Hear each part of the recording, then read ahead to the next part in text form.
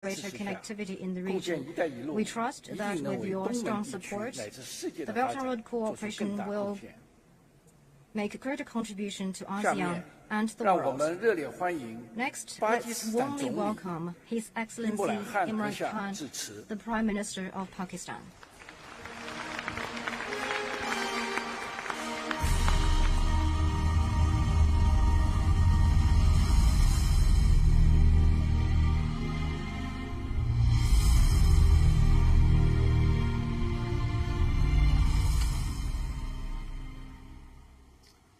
Bismillahirrahmanirrahim. Iyyaka na'budu wa iyyaka nasta'in. Excellency, President Xi Jinping, esteemed world leaders, distinguished participants, ladies and gentlemen. It is my privilege to speak at the second Belt and Road Forum for International Cooperation. I congratulate President Xi Jinping and the government of People's Republic of China for organizing this important event. As the Belt and Road transforms from vision into reality, this gathering of partners and friends affords a useful platform for taking stock and setting the agenda. In a world of geopolitical uncertainty, of rising inequality and barriers to trade, the BRI offers a model of collaboration, partnership, connectivity, and shared prosperity. Ladies and gentlemen, BRI marks a new and distinct phase in the onward march of nations of the world along the path of globalization. The presence of so many world leaders today is a proof that we choose hope over despair and cooperation over confrontation. 122 states and 49 international organizations have signed on to the BRI's vision, and this is a historic and a monumental development. Distinguished participants, Pakistan is proud to have partnered and pioneered with China in this transformational endeavor. We have been among BRI's earliest and most enthusiastic proponents. The China-Pakistan Economic Corridor, one of BRI's major components and one of its earliest manifestations, has made substantial progress. Pakistan's energy supplies have increased massively. Our critical infrastructure gaps are being plugged. Gwadar, once a small fishing village, is transforming rapidly into a commercial hub. The Gwadar airport will be the largest in our country.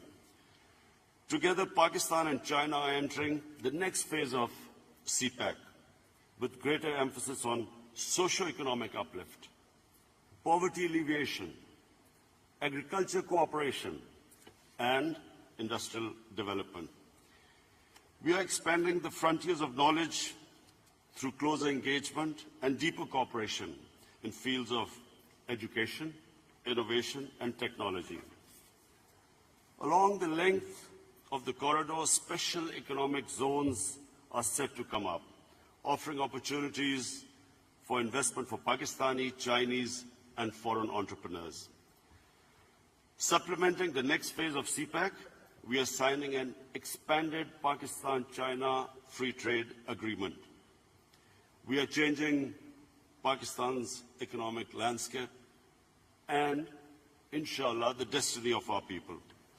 I want to thank China and its leadership for their unwavering support for Pakistan.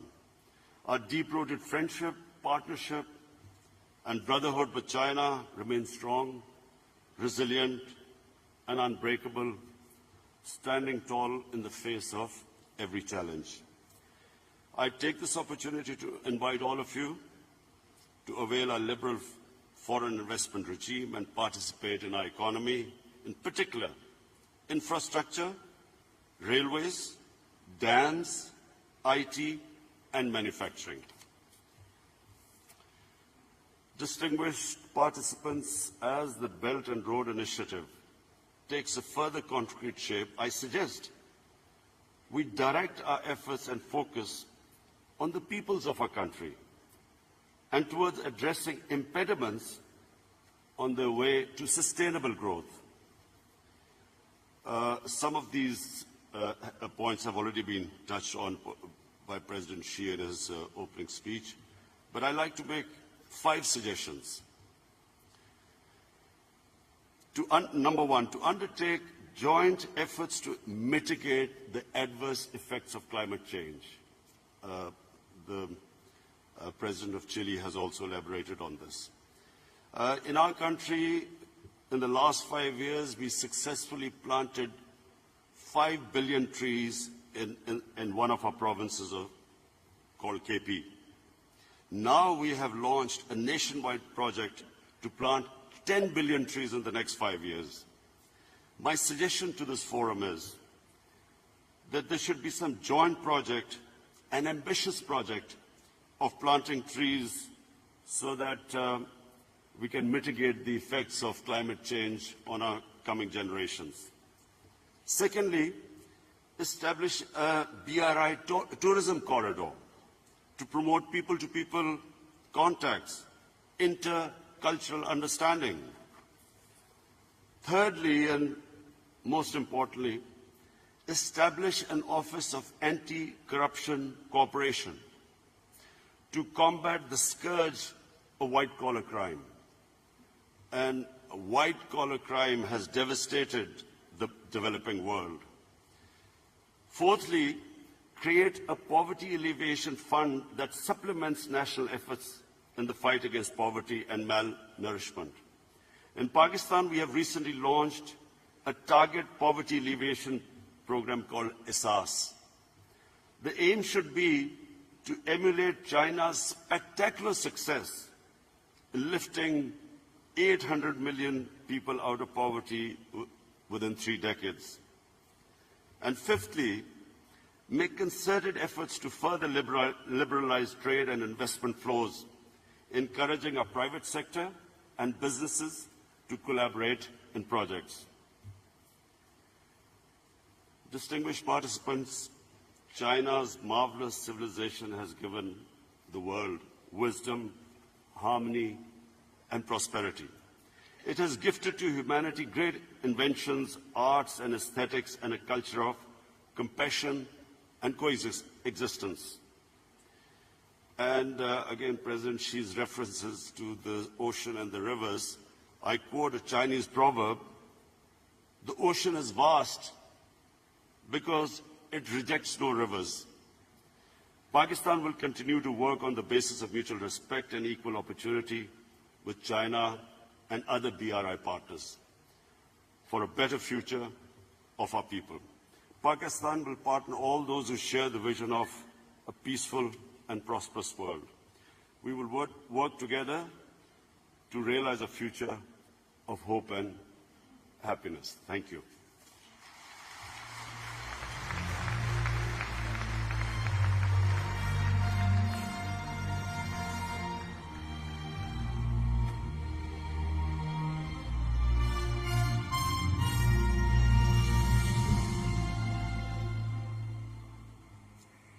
Thank you, Prime Minister Imran Khan, for your speech. Pakistan is an important cooperating partner in the Belt and Road Initiative. The CPEC has reaped fruitful results, and it promoted economic and social development in the country, playing an exemplary role in international Belt and Road cooperation. Now, please join me in warmly welcoming His Excellency, Secretary General of the United Nations, and